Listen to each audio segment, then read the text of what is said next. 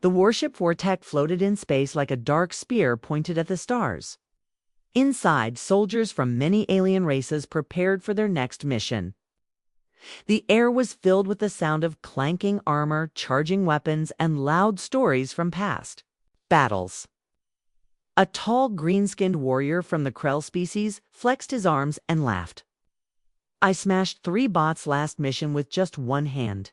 Another, a glowing blue Zarnian, replied, "Only 3. I destroyed 7 with no weapon." The whole room burst into loud laughter. Their voices echoed through the metallic halls. Then the door slid open with a soft hiss. Silence fell. A young human stepped in. It was tall but not wide.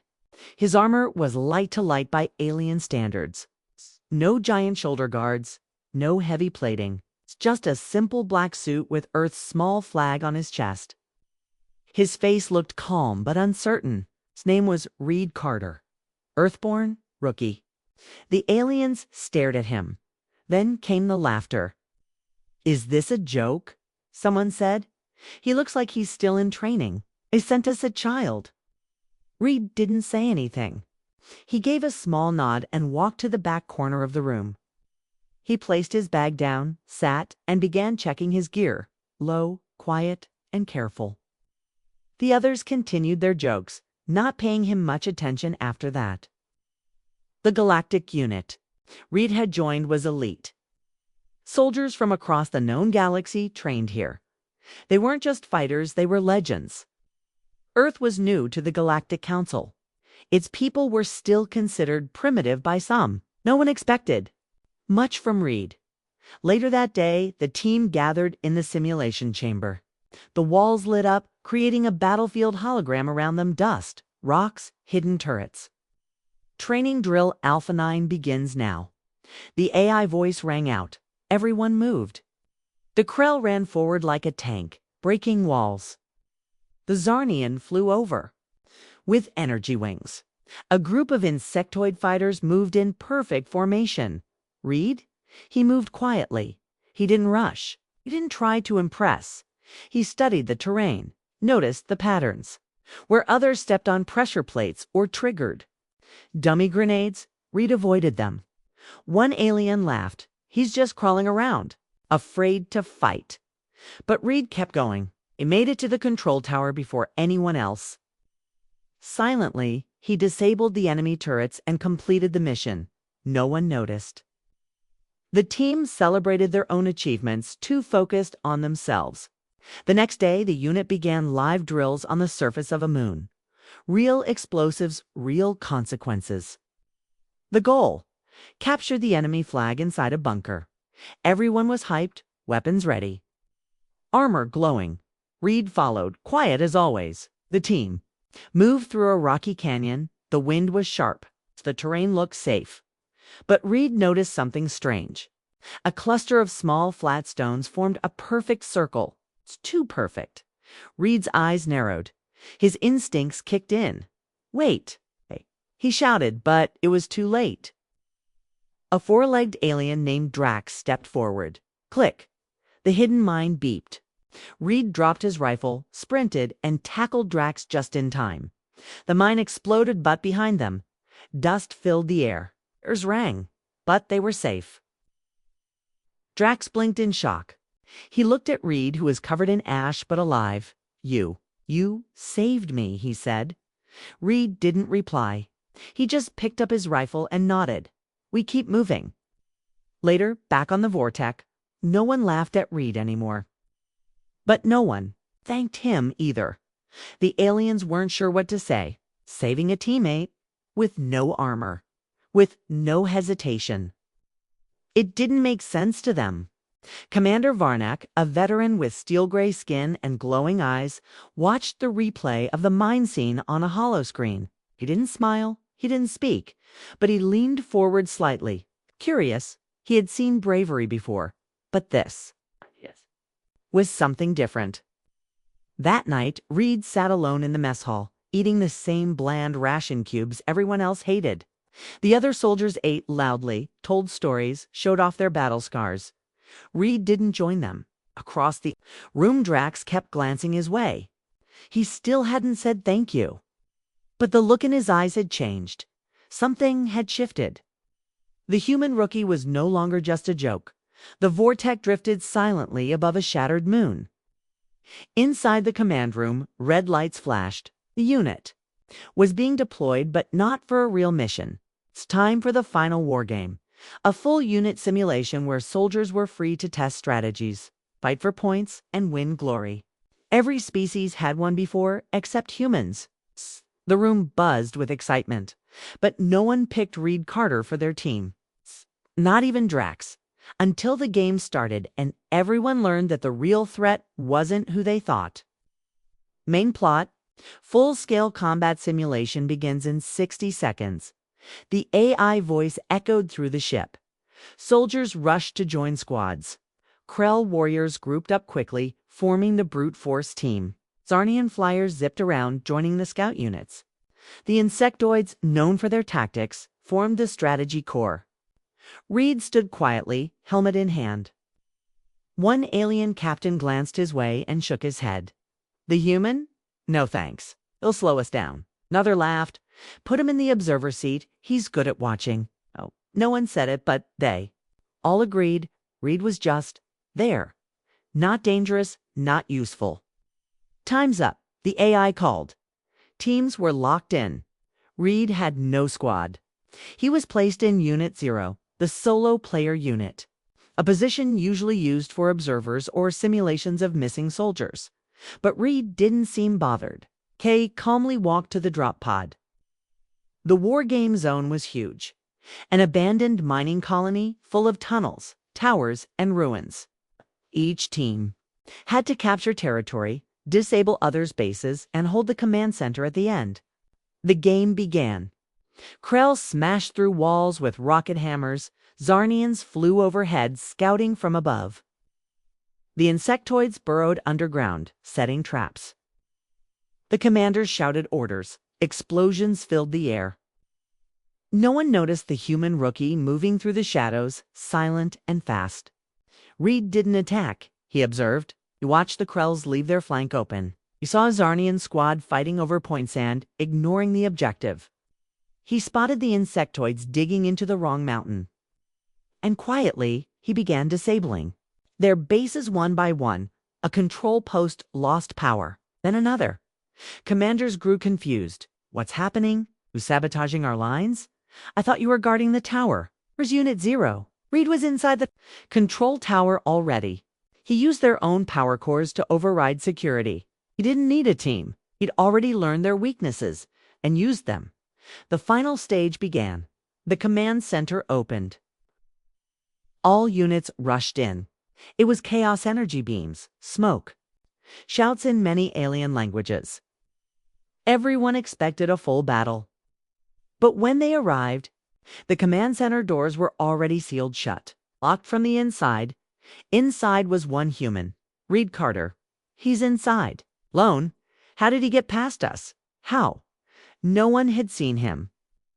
No one had thought he could win. He had, from inside the room, Reed opened a channel. His calm voice echoed across every helmet speaker. Command secured. You were too loud, too slow, and too proud. Simulation over silence. Then, Victory Unit 0. The AI confirmed it. The human had won. Later, back on the Vortex, no one mocked Reed. They didn't know what to say. He had moved like a ghost, fought like a tactician, won without violence. Commander Varnak watched the replay silently.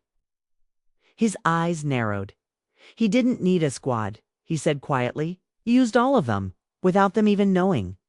Drax stood beside the screen, still shocked. I didn't think. He had it in him. Varnak looked at him. He saved your life, then beat us all. Start thinking. That night the mess hall was quieter. Reed sat alone like always, but this time the room didn't laugh. One insectoid soldier brought him a protein bar. Krell nodded at him respectfully. Even the Zarnian scouts didn't float above him. And across the hall, Drax sat down slowly at Reed's table. He said nothing, just passed him a water flask. Reed accepted it. No words. But the war games had changed everything. The rookie wasn't a rookie anymore. The simulation was over. Reed Carter had shocked everyone by winning the war games alone. The aliens no longer laughed when he walked in the room. Some even nodded with respect. But for Reed, that didn't matter. He knew the truth. Simulations are safe. War is not. And the real test was coming faster than anyone expected. The Vortec received a distress call from deep space. One of their listening posts had gone silent. The last thing it sent was a single word: run. Main plot. Captain Varnock stood at the front of the command room. The large holographic map floated in the air, showing blinking red lights. Outpost Delta 9 has gone dark, he said. Voice low and serious. No response for 6 hours. The room fell silent. Delta 9 was a high-security listening post at the edge of the neutral zone, far from any warfront. It was supposed to be safe. What do you think happened? Asked Drax. Pirates, said another officer. Unlikely, Varnock replied. They wouldn't jam our signal. It'd steal supplies and leave. His eyes narrowed. It was clean, quick, silent. The crew looked at each other. Only Reed spoke. What's the plan? Varnock turned. Toward him. You're going. The Vortec jumped through hyperspace. They arrived in the dead zone within minutes. From the bridge, everyone stared out the window. The outpost was still there, floating quietly near a gray moon. No damage, no fire, no distress beacon, just silence. Launch the recon pods, Varnock ordered. Reed joined the recon team. He stood in the back of the pod, checking his gear, light armor, a rifle, and a wrist scanner. It's the same alien soldiers who mocked him before were now quiet, focused. One even nodded at him. Good to have you with us, Carter. The pod entered the outpost hangar. The doors opened, darkness. The team stepped out slowly. No lights, no sound. Only flickering screens and scattered gear. The hallway floors had deep scratches. Like claws, the group split into teams of 2. Reed and Drax moved together. They passed broken lights, smashed lockers, and strange black dust on the walls. Drax touched it. It's burned skin, he whispered. Reed didn't answer. He had already drawn his weapon. In the control room, they found something strange. The system hadn't shut down. It had been turned off. All the files were deleted. Logs wiped, footage erased. Someone didn't want them to know what happened, but Reed found one backup file in the deep cache. He played it. The screen blinked. A shaky video started. An alien officer sat at a desk, sweating. If you're seeing this, they're here. We woke them up. We thought it was dead tech. He looked off-screen. A loud metal sound echoed. Then something grabbed him. The video cut. Suddenly, a screen came through the comms. Squad 3 under. Attack. Unknown enemy. Another voice shouted, They're everywhere. They're cloaked. Static. Reed and Drax sprinted through the halls. They found Squad 3's location, but no one was left. Only armor pieces and a symbol on the wall. It wasn't written in any known language. Reed scanned it. His wrist scanner glitched and shut down. What the hell is this? Drax asked. Reed stared at the symbol. He didn't know why, but it felt familiar. Back at the drop pod, half the recon team was gone. Only Reed, Drax, and 2 others made it back. They're not pirates, one alien gasped. They moved like shadows fast, smart, brutal. Reed looked up. They weren't here for supplies. They were testing us. Back on the Vortec. Varnock listened carefully to the survivors. Reed placed the recovered footage on the table. The outpost didn't fall by accident, Reed said. It was a warning, and the enemy. He paused. They knew we were coming. Later that night, as the ship returned to high orbit, Reed sat alone. His mind raced. That symbol, that video, the erased files. Someone knew this was going to happen, and no one warned them. Reed looked out the window at the stars. For the first time, he felt something worse than fear. Betrayal. End of Part 3. Let me know when you're ready for Part 4. The Hidden Protocol, where Reed uncovers a buried truth about humanity's past and why the aliens really laughed at humans in the first place. Ready? The Vortec returned to orbit, shaken. The mission to Outpost Delta 9 was supposed to be simple. Now, 7 crew members were gone. One of them had been torn in half. The others had vanished. In the medbay, Reed Carter sat in silence, still wearing his blood-stained gear. The senior officers were arguing. Some said to report the incident. Others said to cover it up. But Reed, he wasn't thinking about aliens anymore. He was thinking about Earth. And the one rule his grandfather told him before he left: if they ever see you as a threat, they'll try to bury you. Plot. Captain Varnock slammed his fist on the table. I want this incident buried. No reports. No public file. But Sir Commander Ekalarn protested. What if they come again? Will be ready? Reed stood quietly at the door, listening. They weren't ready. He knew that. They didn't even know what they were dealing with. Later, in the weapons bay, Reed examined his scanner, still fried. He connected it to a backup power cell and ran a deep scan. The screen blinked. Recovered 1% encrypted memory. Inside that memory, one word pulsed in red. Project Threshold, Earth Military Archive Class. Reed frowned. Wasn't alien. This was human technology. He sneaked into the ship's archive room. The AI system denied his access. Restrict an officer rank required. But Reed had learned a few tricks from Earth's underground tech forums. He ran a bypass. The file opened. Project Threshold. An Earth program started 60 years ago. It was designed to prepare humanity in case they were ever outnumbered in the galaxy. The plan? Don't build bigger ships. Don't make louder weapons. Instead, build smarter soldiers. Weapons that learned. Machines that could hide in plain sight. Protocols that could activate only when humanity was in danger. Reed's eyes widened. One of the protocols was called Echo Lance. Its status: active, location, Deltanine outpost. Oh no, Reed whispered. They hadn't discovered something at Deltanine. They triggered something. Reed rushed to the bridge. Captain, we need to talk now. Varnock looked annoyed. This is not your place, Carter. Reed didn't care. There's something you didn't find at the outpost. Something we built. He threw the recovered file onto the main screen. Aliens around the room gasped. What is this? One asked. Earth's secret war plan, Reed said. That station wasn't just a listening post. It was a testbed for Echo Lance, an adaptive living defense system. You're saying the attackers were human weapons? Varnock asked, voice slow. Reed nodded. They weren't enemies. They were sentinels. Protecting the site, Drax stepped forward. Then why did they kill our team? Reed looked. Down, they didn't know the war ended.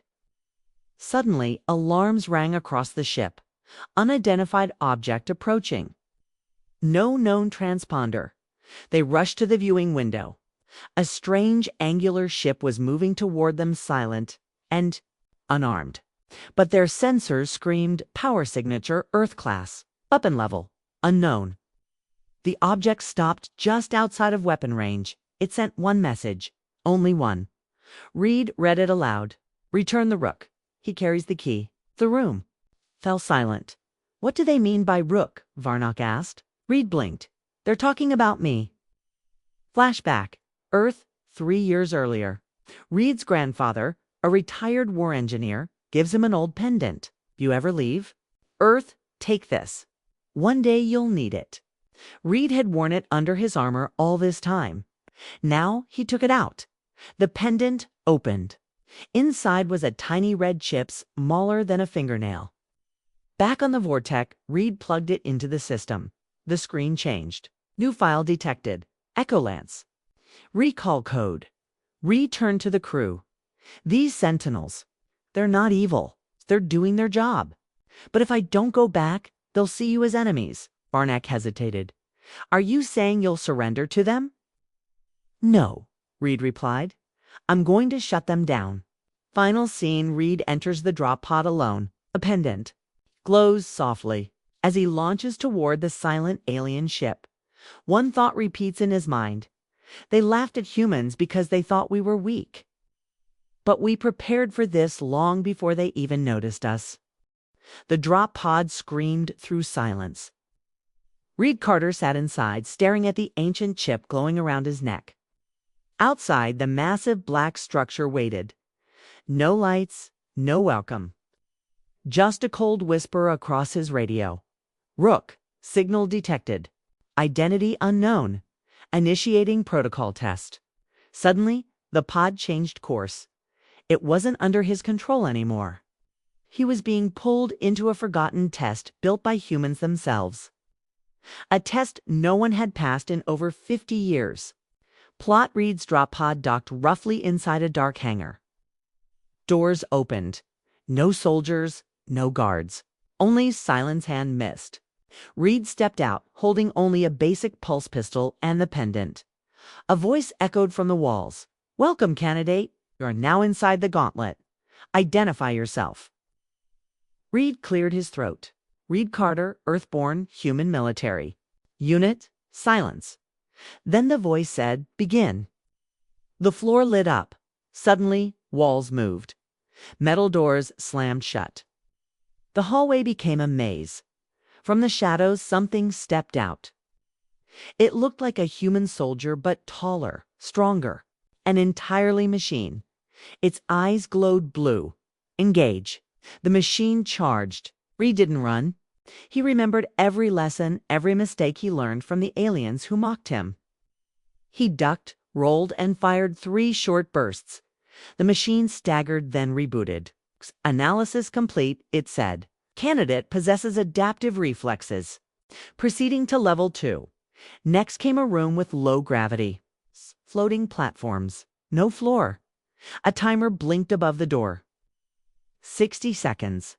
A drone appeared armed with laser turrets. Reed leaped from platform to platform. One slip, and he'd fall into darkness. But the drone tracked him. He had no cover, so he made one. He pulled a magnetic plate from the wall and used it as a shield. Sparks flew as laser bolts hit it. He reached the final platform and jumped trolling into the exit. Resourcefulness confirmed. Level 3 initiated. In the command center, far above, machines watched him. A dozen glowing AI brains debated. The Rook is showing growth. He has no implants, no genetic upgrades. And yet, he adapts. Another voice spoke. It wasn't machine. It was human, old, cold. Then let us see if he remembers Earth's final lesson. Reed entered a wide chamber, empty except for a chair and a mirror. A voice called out, "Sit down, Rook." He hesitated. "You want to end the test?" Reed slowly sat. The mirror lit up. It showed his face, then changed. Now it showed a battlefield. Earth in ruins. Then it showed alien warships falling from the sky. And finally, it showed something Reed had never seen. A machine, huge, towering above cities, with a voice. If you are seeing this, humanity has been forgotten, but we are still watching. The room changed. Suddenly, Reed was no longer alone. Another figure stepped in, a woman in old Earth's military gear. She looked like she came from the past, but she moved like a ghost. "I'm Captain Arya Voss," she said. "I built this test. You are the first to make it this far in 48 years. Reed stood up slowly. "What is this place?" "It's not a test," she said. "It's a memory. We built Echo Lands to protect humanity's last hope. But it can't be turned off unless a human proves they're ready." Reed stepped closer. "Then what do I do?" Captain Voss pointed behind him. There was a console with 2 buttons, recall and awaken. Recall means we shut it all down. Sleep again, hide again. Awaken means we prepare for the real war, the war we always knew would come. Reed looked at both buttons. Behind him, the ghostly captain vanished. His comm crackled. It was Vortek, Carter. The alien ship is powering weapons. We have 30 seconds before they fire. Reed's hands shook. If he recalled the Sentinels, the aliens might live. If he awakened them, Earth's secrets would be exposed. He had to make a choice. He slammed his hand down. The screen flashed. Awaken protocol confirmed. Far above, the black alien ship pulsed with red lights. Machines inside it began to move. Weapons recharged. Armor shifted. Sentinels, once sleeping, now stood. And Reed, still human, still alone, was named Commander of Echo Lance. Final scene as Reed steps outside. Thousands of Sentinel eyes glow across the ship. He's not a rookie anymore. He's a symbol. And the galaxy is about to remember Earth. They laughed at the human rookie until he took the lead in battle, written in third person, using simple, basic English, with strong suspense and crafted for a YouTube audience. Part 6. When Earth wakes Hook, first 5 to 7 minutes, the alien fleet hovered above Saturn. Weapons fully charged. Their commanders laughed as they locked targets on the sleeping station. Earth's last toy, one said. Let's erase it. Then their sensors went black. One by one, their screens turned to static. From deep within the shadows of the black station, a voice spoke. Protocol awaken complete. Earth does not kneel. Earth remembers. And then, ... the station moved. Plot. Reed stood on the command bridge of Echo Lance. The seat, once empty for 48 years now, held a human, once mocked a rookie, no more. Thousands of glowing eyes stared back at him, Sentinel units ready to fight. Commander Reed, a calm AI voice spoke. Alien weapons are locked. Estimated time to impact, 2 minutes. Reed took a breath. His hand hovered over a crystal. Key embedded in the console. Run all systems, he ordered.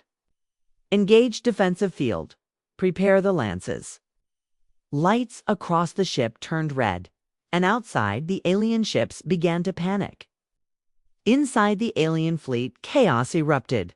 They've activated something, massive energy readings. What is that? That station was supposed to be abandoned. One alien officer yelled, "Fire! Fire now!" Beams shot toward the station. But before they could strike, a shield formed, hexagonal, glowing blue, ancient human tech. It held, and then Echo Lance responded. Missiles didn't launch. Lasers didn't fire. Instead, dozens of long, thin rods rose from the ship's back.